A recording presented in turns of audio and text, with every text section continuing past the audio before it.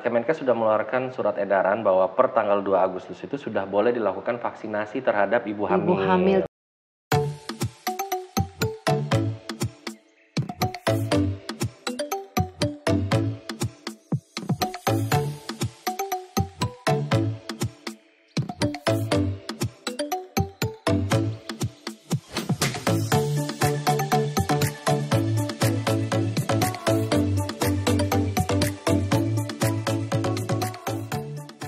Hai Syai, Assalamualaikum warahmatullahi wabarakatuh. Welcome back to my YouTube channel Diary Mapona.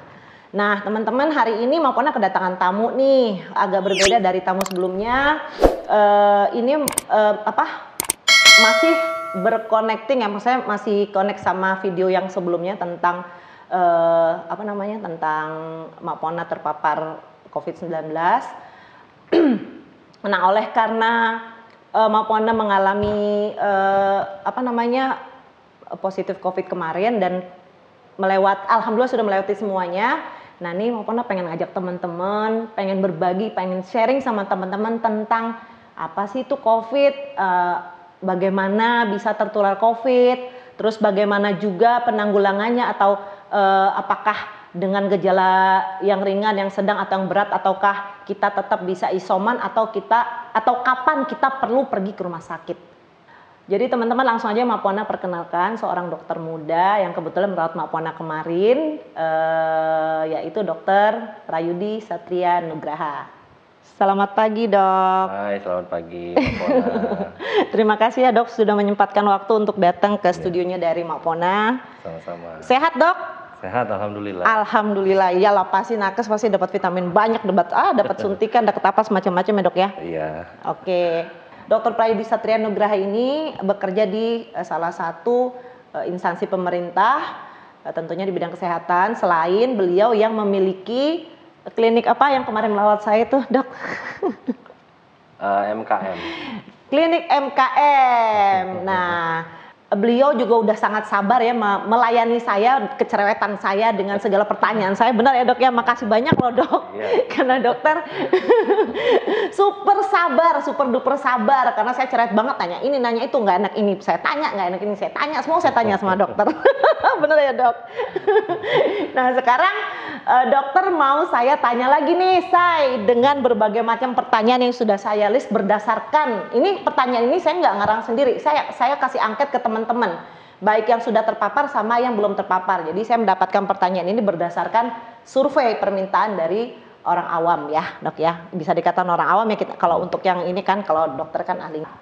Semoga ini mewakili ketidaktahuan, kepenasaran teman-teman semua ya. Oke dok, langsung aja nih dok ya. Kita langsung Q&A. Setelah varian Delta nih dok ya, kan ada beberapa varian yang sedang jadi rumor atau menjadi trending ya saat ini ya, yang mungkin teman-teman juga penasaran ya. Ada loh katanya itu namanya Delta Plus. Apa aja sih dok yang harus kita ketahui dan kita waspadai akan Delta Plus ini? Apa varian Delta Plus ini? Varian Delta Plus, baik. Jadi terkait varian-varian dari Corona 19 ya atau SARS-CoV-2 ini, jadi bentukan variannya memang banyak, tapi pada dasarnya sifat penularannya sama berbahayanya dan sangat tinggi, terutama lewat pernafasan. Ya kan? Jadi terkait dari ada varian, misalnya varian A, B, C, D, Z, itu yang perlu dijaga untuk masyarakat awam, teman-teman itu perlu ketahui intinya tetap itu menjaga prokesnya, tetap dijaga. Itu selalu dan setiap saat kami dari tenaga kesehatan baik itu yang swasta maupun pemerintah, kami selalu mengedukasi tentang pentingnya prokes. Ya kan, prokes itu salah satunya kan menggunakan masker, itu harus ya kan, mencuci tangan. Gerakan 5M lah ya. Tapi tingkat penularan tinggi itu sebenarnya yang paling sangat-sangat menularkan itu faktornya itu adalah cuci tangan. Dalam artian begini, kita memang sudah memakai cuci tangan yang paling utama tuh dok ya. Iya, masker dan cuci tangan. Masker dan cuci tangan. Karena walaupun kita sudah menggunakan masker, tapi kita tidak menjaga kebersihan tangan, yang menularkan itu justru dari aktivitas tangan. Tuh saya dengar ya. Ya, karena kita kan melakukan kegiatan nih hari-hari rutin. Dan kadang-kadang tanpa kita sadari kita pasti megang dong. Oh, Apalagi iya, keluar iya, dari rumah iya, kan. iya. Kita pegang pintu, kita pegang kunci, kita pegang pulpen, termasuk kami ini tenaga kesehatan di mana Fasiankes, fasilitas kesehatan pun juga kami walaupun menggunakan sarung tangan kami tetap menyemprot dengan disinfektan. Oh, di sarung tangan tersebut. Ya, karena penularan dengan tangan inilah salah satu penyebab utamanya, ya kan? Oh iya benar-benar. Jadi walaupun teman-teman pakai masker mau ada 5 lapis ya sampai ngegunung itu kan, tapi kalau ini tidak dijaga ya tetap sama aja. Iya karena bisa lewat mata atau kita bisa tidak cuci tangan ya dok ya. Begitu kita ngucek mata kita karena kan nggak pakai masker nih mata, nggak mungkin dong mata kita maskerin. Kita ngucek mata langsung ya masuk lewat ini mata kita, karena salah satunya masuknya virus itu selain lubang hidung dan mulut itu dari mata yang saya tahu, benar bukan dok ya? Iya. Lalu terkait Delta Plus juga, kalau ditanya apa sih, apakah ada spesifikasi khusus terhadap gejala? Kalau terkait dari virus corona, rata-rata itu dari awal itu memang gejalanya sama kurang lebihnya. Jadi tidak bisa dibedakan kecuali dengan pemeriksaan khusus. Nah, salah satunya itu tadi kan RT-PCR, ya kan? Pemeriksaan yang sudah dianggap paling canggih untuk mendeteksi virus ini yang dibuat oleh manusia. Jadi sejauh ini kita mengandalkan pemeriksaan secara genetik. Oh, itu pemeriksaan secara genetik. Tidak bisa kita lihat dari cuman gejala ada batuk, pilek, radang tenggorokan atau demam. Demam itu ada 100 diagnosa. Gitu. Jadi kalau dokter itu ibaratnya itu kan kita ini kan penyidik, ya kan, polisi, detektif. Kita harus bisa menyelidiki kausa atau asal dari penyakit ini. Ya kan ada sebab ada akibat kan. Nah, sebab kalau kita tahu akibatnya demam, sebabnya ini ada 100 kemungkinan. Nah, itulah itu tugas tenaga kesehatan. Untuk untuk kita melakukan pemeriksaan yang terarah secara empiris. Jadi kita tahu ke arah mana diagnosa, apakah betul ini karena terkait virus atau bakteri, ya kan? Iya benar. Penyakit imun begitu kurang lebihnya. Jadi kalau ditanya apakah varian Delta ada, sejauh ini Delta sih plus tidak ada. Delta plus ya. Apakah ada spesifik khusus? Sejauh ini sih rata-rata mirip-mirip semua itu. Jadi kalau untuk dijelaskan butuh penelitian lebih lanjut, riset lebih lanjut. Tapi ya namanya penelitian pasti kan ada tahapannya ya, dan itu butuh waktu. Nah, oke, pertanyaan pertama sudah terjawab oleh dokter ya. Jadi Delta biasa sama Delta Plus itu gejala awalnya itu sama saja. Nah, untuk mengetahui apakah dia Delta biasa atau Plus butuh waktu atau para nakes melakukan pemeriksaan lebih khusus lagi. Salah satunya ke gen ya. Apa tadi kata dokter? Ke genetiknya si pasien tersebut. Jadi bisa virusnya Mak Pona. Salah virusnya. Yeah. Maaf. Yeah. Jadi setelah hasil dari pemeriksaan tersebut baru kita bisa mengetahui apakah itu Delta biasa ataukah itu Delta Plus. Oke, udah jelas ya. Benar kan dok, penangkapan saya kan kurang lebih seperti itu. Udah jelas ya untuk pertanyaan pertama. Oke dok, sekarang kita lanjut ke pertanyaan kedua. Nih, kan warga plus 62 ini kan terkenal dengan maksudnya suka masa bodoh ya dok ya. Ini rumor ya, ini yang berita-berita yang terjadi ya. Di sosmed, di apapun itu kan, mereka banyak yang kesel dengan PPKM, mereka banyak yang menderita karena PPKM, ya kan, karena nggak bisa kemana-mana, salah satunya masalah rezeki apa segala macam ya kan, pastinya agak susah ya, itu kita tidak bisa mengingkarinya, sudah pasti iya. Nah, tapi kan pemerintah melakukan PPKM ini sebenarnya untuk menjaga nih, ya kan, memproteksi supaya memproteksi dari kecepatan penyebaran virus kan, kegunaannya kan ya dok ya. Betul. Nah ini kasih tahu nih dok buat temen-temen yang masih suka bandel, yang masih seneng keluar, yang bandel masih keluar, yang nongkrong nongkrong di luar atau makan di luar nih. Ini saya mau tanya, yang saya mau tanya adalah bagaimana resiko tertularnya COVID karena membeli makanan dan minuman dari luar rumah atau yang yang kita makan, yang kita kunjungi di restoran atau kafe. Gitu. Nah, itu gimana tuh, Dok? Resikonya, Dok? Ya. Baik, jadi saya yakin sih yang nanya ini sih sebenarnya sudah tahu jawabannya. Ya kan? Karena begitu kita keluar dari rumah, ya kan, kita keluar dari lingkungan yang kita kontrol, betul kan? Kita mengontrol lingkungan itu dalam rumah kan, kita bisa menjaga prokesnya dan lain-lain sebagainya. Nah, begitu kita keluar dari rumah kan sudah beda kan dunianya. Nah, jadi kalau ditanya bagaimana resiko tertularnya, ya sangat tinggi jelas karena sangat tinggi jelas karena kan seketat-ketatnya kita menjaga prokes pada saat kita keluar itu kan banyak hal-hal yang tidak bisa kita kontrol dan mungkin harus bisa kita lakukan ya seperti tadi kegiatan, maksudnya gerakan-gerakan yang harus, bukan gerakan ya, maksudnya hal-hal yang harus kita lakukan ya kan. Kita keluar, kita mau ke sana, kita punya kendaraan mobil ya kan, kita pegang mobil, gagang sudah dari situ kan sudah resiko ya kan. Iya benar. Oke lah, berangkat dari rumah, begitu sampai tempat tujuan ya kan, mobil mungkin bersih, sudah disinfektan segala macam gitu.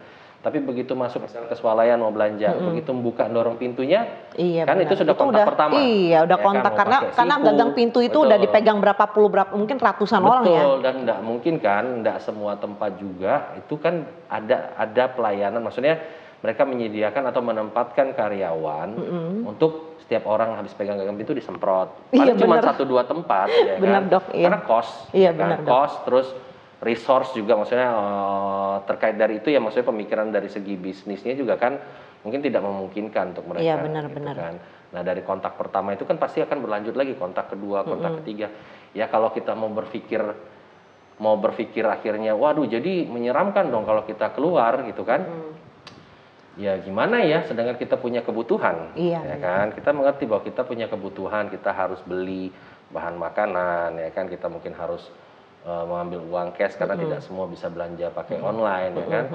Ya tapi kalau misalnya kita tahu dan kita sadar apa yang kita lakukan itu kan pada saat kita keluar rumah, itu kan salah satu cara untuk kontrol juga. Nanti kan kita tahu nih setelah kita memegang ini itu ya kan, kita semprotkan disinfektan atau cuci tangan ya kan. Atau hand sanitizer cukup ya. Betul. Nah, yang penting itu prokes dan kita pada saat mau keluar rumah itu kita sudah merencanakan dengan baik ya kan, apa yang mau kita lakukan, kemana kita akan pergi, ada berapa tempat yang kita kunjungi, terus apa kalau sudah selesai langsung kembali ke rumah. Gitu. Oke ya, saya teman-teman semua ya, untuk pertanyaan kedua sudah terjawab. Sudah paling benar kita di rumah aja. Kalau tidak penting, kalau tidak butuh banget, urgent banget, atau kalau tidak kita sampai kasarnya kita terinfeksi dengan gejala berat, nggak usah keluar rumah. Makanya pemerintah juga menganjurkan untuk isoman. Balik lagi ya. Jadi stay at home ya, untuk membantu pemerintah mencegah penyebaran virus corona yang sedang menjadi pandemi di dunia ini. Jelas ya teman-teman semua ya, karena sangat besar risiko tertularnya. Seperti yang dokter jelaskan tadi. Dok mau tanya ya, kalau hasil tes antigen saya positif, ya kan? Kalau saya kemarin sudah positif setelah hasil PCR, terus karena saya udah PCR, jadi kan saya tidak perlu tes lagi kan, karena sudah langsung PCR. Ini kan antigen kan dok ya? Kalau hasil tes antigen saya positif, apakah saya perlu di PCR lagi? Kalau hasil antigen positif, ya, apakah perlu saya di PCR lagi? Jawab nih. Jawab dong dok. Aduh. Jadi gini, sebenarnya pemeriksaan itu yang baik itu memang real time PCR karena dia lebih akurat dan lebih spesifik. Tapi kan kita berbicara soal mungkin cost ya, cost. Gitu. Kalau biasanya orang kalau dia punya kecurigaan bahwa diri dia ini, wah nih kayaknya saya terpapar COVID nih, ya kan? Tapi saya tidak ada gejala. Lalu dia melakukan antigen, ya enggak apa-apa. Itu screening tahap pertama jatuhnya. Gitu. Karena antigen pun juga sudah didesain, rapid kit-nya itu memang bisa mendeteksi badan dari virus corona. Gitu. Tapi tidak spesifik. Gitu. Terus apa bedanya misalnya ada yang tanya antara antigen dengan PCR beda. Tadi saya bicara spesifik kan. Nah, kalau untuk antigen dia spesifik, tapi dia spesifik corona. Nah, ini mungkin banyak yang nggak tahu. Kalau corona itu ya ibaratnya begini, virus influenza itu bentukan badannya corona. Nih kayak kita nih kalau dianalogikan gini, Mak Pona sama saya manusia, ya kan? Ada ras bangsa kucing, ada ras bangsa anjing, ya kan? Nah, antigen mendeteksi ras bangsa corona. Virus influenza biasa bentukan badannya corona. Itu screening tahap pertama. Jadi pada saat dia ada pemeriksaan antigen ternyata dia positif, ya kan? Bahasanya kalau dia bilang, iya saya terpapar corona, iya. Tapi apakah terpapar COVID-19 atau SARS-CoV-2? Belum tahu kita. Makanya dibutuhkan pemeriksaan lebih lanjut dengan real time PCR tadi. Oke, tuh info lagi tuh, keren banget infonya ya saya. Jadi sebenarnya memang dibutuhkan PCR ya dok ya? Iya, dibutuhkan PCR. Tapi kan cost-nya memang kalau lebih, untuk agak lebih mahal. Iya, tapi PCR itu hanya dilakukan kalau memang antigen itu positif, terus memang ada gejala, sebaiknya seperti itu. Iya, oh iya karena, tapi gini juga dok, ada teman saya dok ya kemarin ya, dia bergejala, terus dia telepon saya, dia bilang, nah kemarin waktu lu positif itu awalnya gejalanya gimana, gitu. Terus kenapa emang lo kenapa? Ini gue meriang, gue gini sama nggak? Sama. Terus saya bilang dok, ya udah. Lo di antigen aja, itu coba deh antigen atau PCR, kalau nggak antigen aja lah gitu kan. Terus besok dia melakukan antigen dok, dan dia dinyatakan negatif. Tapi ternyata gejala yang dia rasakan itu terus dok, berlanjut tuh, nggak ada jeda berhentinya.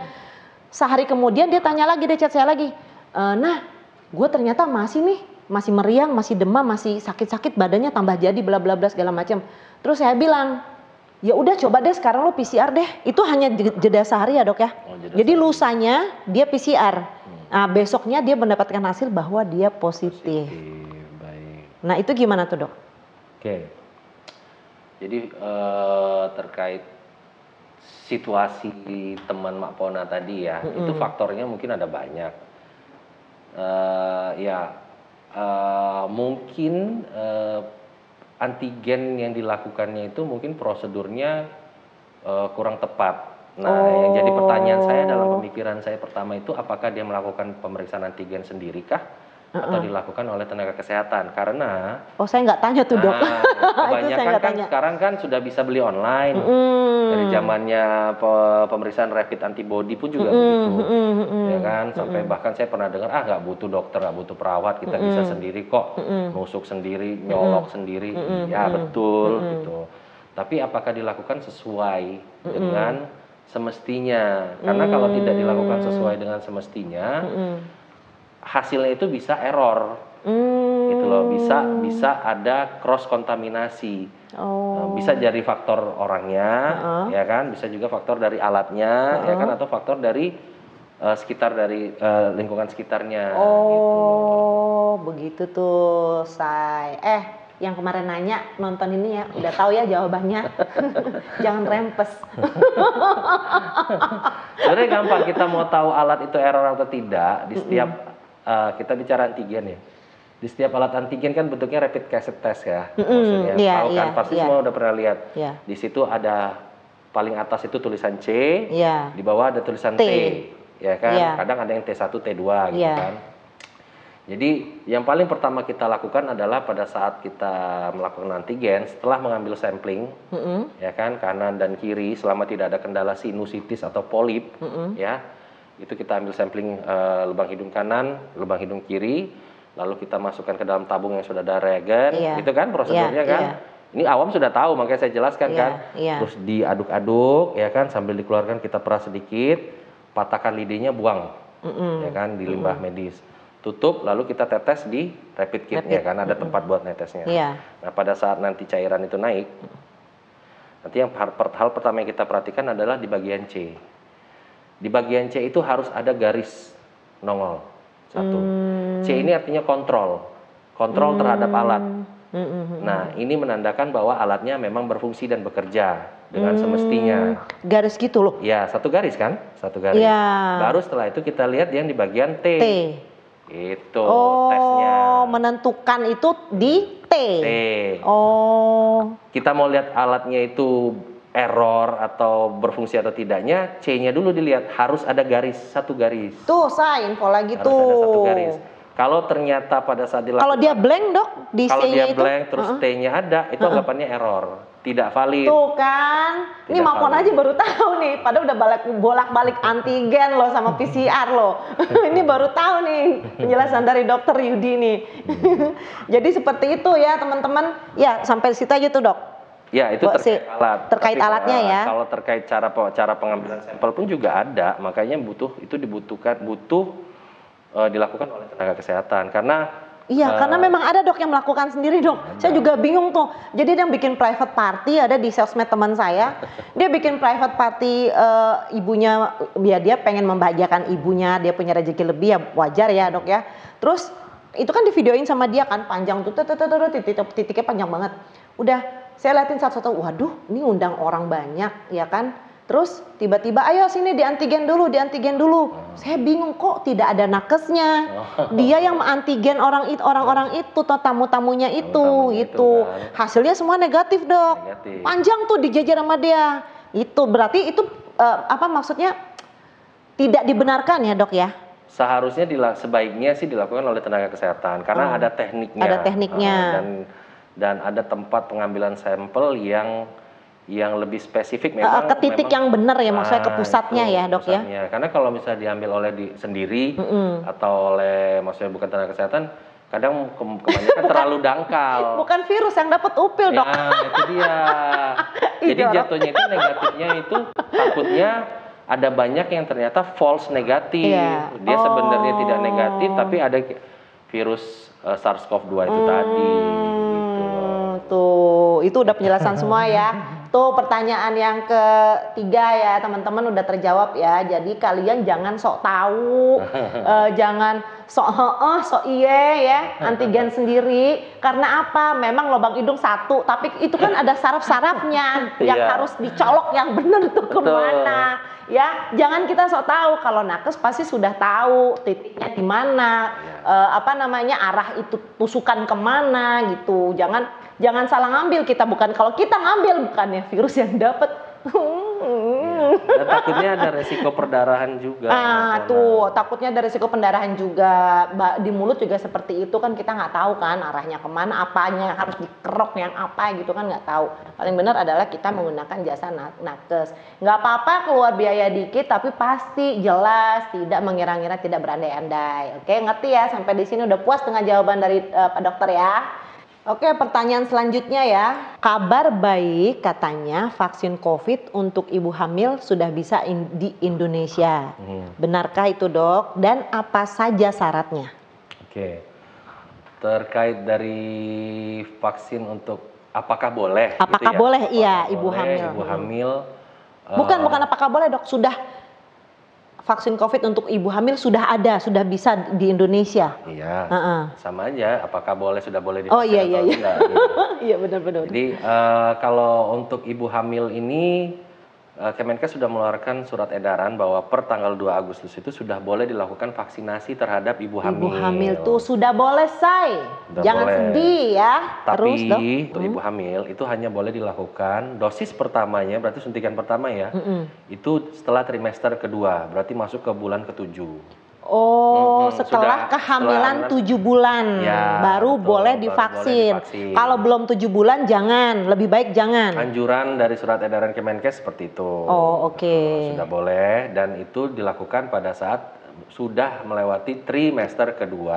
Trimester kedua. Terus kalau ditanya kapan dosis keduanya, nah itu kembali ke masing-masing vaksin. Contoh misalnya seperti Sinovac, ya kan, dosis kedua 2 minggu setelahnya. Kalau AstraZeneca 3 bulan setelahnya begitu.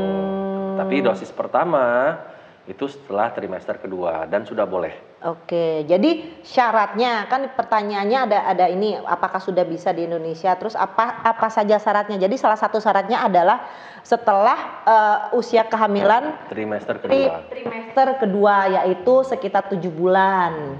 Itu aja syaratnya, Dok. Iya, nanti kan pada saat hendak dilakukan vaksinasi, standar prosedur seperti biasa, selalu ada screening. Oke. Jadi nanti semua peserta yang akan divaksin itu nanti akan di screening, baik itu dalam bentuk pertanyaan atau dalam bentuk pemeriksaan. Gitu.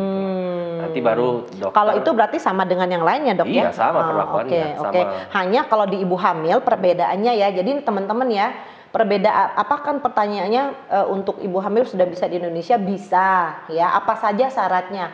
Syaratnya sama aja seperti dengan yang tidak hamil. Hanya perbedaannya kalau ibu hamil dianjurkan setelah trimester kedua, yaitu usia kandungan 7 bulan. Jelas ya sampai di sini? Itu baru vitamin ya kita bicara, belum kita bicara soal penggunaan obat-obat keras. Ya kan yang tidak di bawah pengawasan dokter. Itu kan beredar tuh. Ya kan di grup WA tuh udah paling dahsyat itu dengan itu luar biasa. Kan, 2 kali 1, 1 kali 1 saya lihat itu.